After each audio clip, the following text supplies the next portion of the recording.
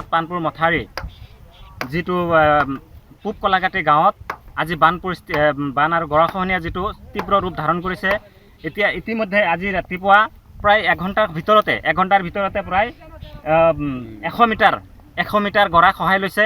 গতিকে আমি স্থানীয় বিধায়কক অনুৰোধ জনাইছোঁ আৰু বিভাগীয় SDOক আমি দাবী উত্থাপন কৰিছোঁ, অতি সোনকালে এই জেগাডোখৰ পৰিদৰ্শন কৰি এই গৰাখহনীয়া প্ৰতিৰোধ কৰাৰ কাৰণে ব্যৱস্থা গ্ৰহণ কৰাৰ কাৰণে আমি আমচুৰ বিশ্বনাথ জিলা সমিতিৰ পৰা দাবী উত্থাপন কৰিছোঁ।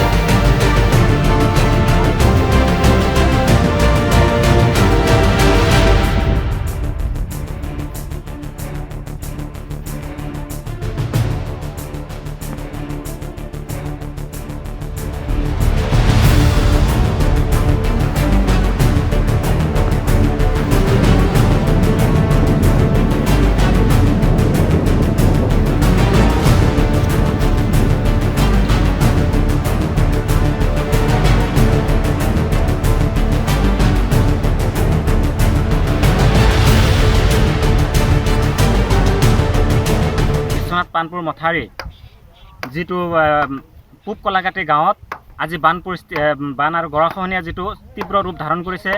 এতিয়া ইতিমধ্যে আজি ৰাতিপুৱা প্ৰায় এঘণ্টাৰ ভিতৰতে প্ৰায় 100 মিটাৰ গৰা খহাই লৈছে।